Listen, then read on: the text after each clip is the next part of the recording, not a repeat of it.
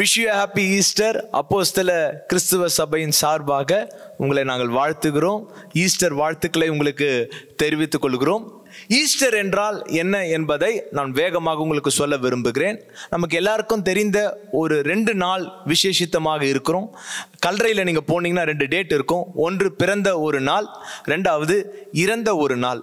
ஆனால் இயேசுவுக்கு பார்த்தீர்கள் என்றால் 3 டேட் இருக்கிறது.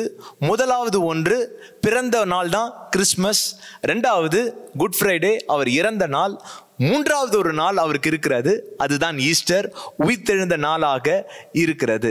இந்த 2 நாளோடு இயேசுடைய வாழ்க்கை முடிந்திருந்தால் இன்றைக்கு இப்படிப்பட்ட ஒரு நற்செய்தியாக, ஒரு சுவிசேஷமாக உலகமெங்கும் பேசப்படாமல் இருந்திருக்கும்.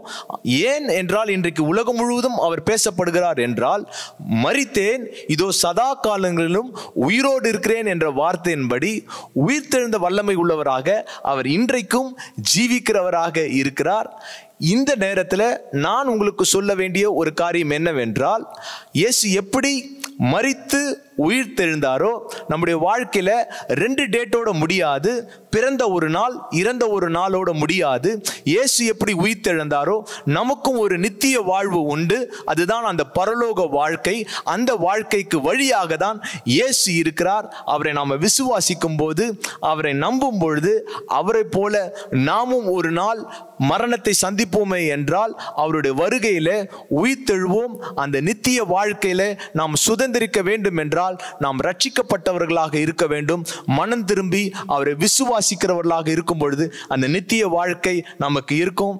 எப்படி இந்தியாவிலிருந்து நீங்க US UK போனோம்னா விசா பாஸ்போர்ட் வேணுமோ, அதே போல உங்க வாழ்க்கையில ஜலத்தினாலும் ஆவியினாலும் பிறவாவிட்டால் நீங்க தேவனுடைய ராஜ்யத்தில் பிரவேசிப்பதில்லை என்ற வார்த்தையின்படி கர்த்தர் உங்களை அழைக்கிறார்.